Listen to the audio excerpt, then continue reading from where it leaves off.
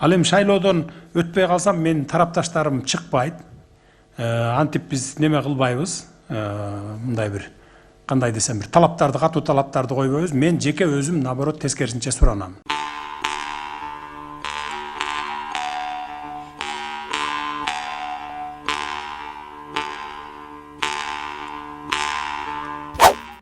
Бишкекте экс вице-премьер-министр Тайырбек Сарпашевдин үйүндө тинтүү жүргүзүлдү. Бул тууралуу 24 KG маалымат булагы билдирди. Маалыматка ылайык, тинтүү иштери экономикалык кылмыштарга каршы күрөшүү мамлекеттик кызматынын кызматкерлери тарабынан козголгон кылмыш ишинин алкагында жүргүзүлгөндүгү такталды.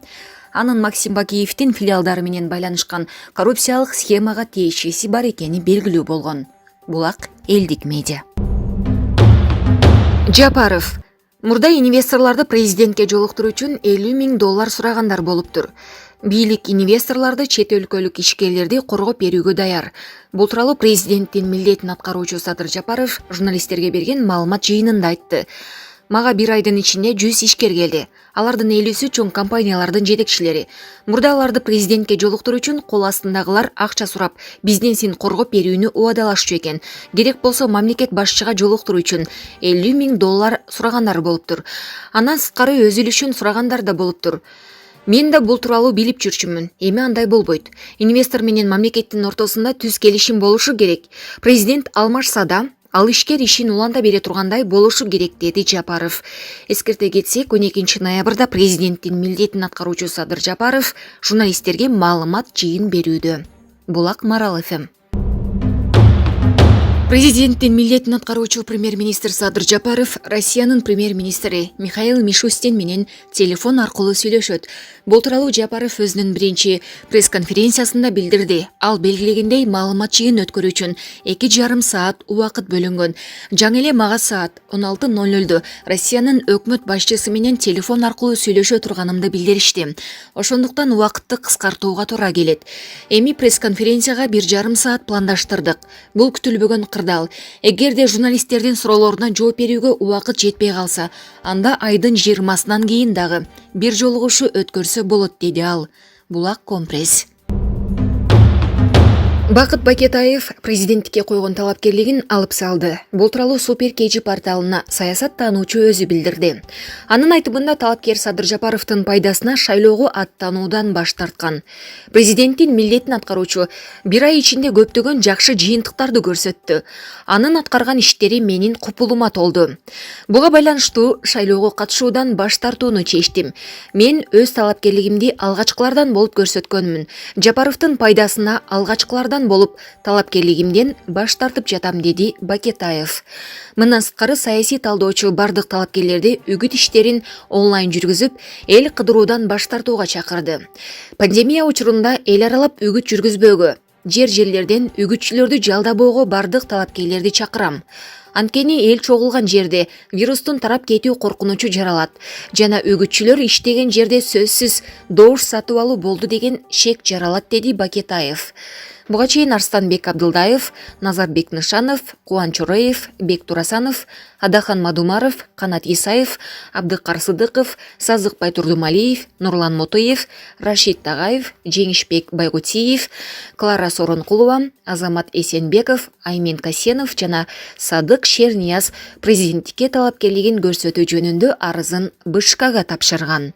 Булак Супер KG. Бүгүн 12 ноябрда мурдагы депутат Садык Шернияз расмий түрдө президенттикке талапкерлигин койду. Ал борбордук шайлоо комиссиясына барып, арыз жазып чыккандан кийин журналисттердин суроолоруна жооп берди. Анын жүрүшүндө Садык Шернияз бир гана учурда Садыр Жапаров менен биригерин, эгерде ага макул болбосо, анда шайлоонун акырына чейин барарын билдирди. Мен бир гана учурда кошулам. Эгерде Садыр Жапаров парламентаризм үчүн күрөшөм, шайлоо босогосун 1%га түшүрөм, сотторду көз карандысыз кылганга башымды сайып иштейм десе, анда мен Садыр Жапаровдун жанына барып, найза көтөрүп турам. Идея үчүн.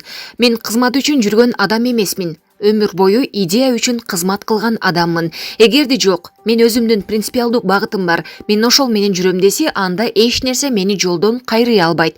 Эч бир авторитеттер, деди Садык Шернияз. Булак Баракелди. Ак үйдүн тосмосунун бөлүгү темир тезектерди сатып алган жерге өткөрүлдү. Укук коргоо органдары бул маселени карап жатышат. Бишкек шаарынын тургуну темир тезектер төгүлгөн жерде ак үйдүн айланасында турган тосмонун бир бөлүгүн тапты. Бул тууралуу жаран социалдык тармакка жазган. Мен аны 560 сомго жакынкы жеке менчик металл сыныктарынан сатып алдым деп жазган жаран. Силерге көрүнгөн жок. Бул ак үйдүн канча кишинин өмүрүн алган тосмонун бир бөлүгү. Чынчыл өкмөттүн бир жерин тырмадыбы? Ошол эле учурда Бишкек шаардык мэриясынын Вести KG сайтына укук коргоо органдары буга чейин бул иш менен алектенип жаткандыгын билдиришти. Бул факт боюнча тергөө жүрүп жатат деп ишениришти муниципалитет.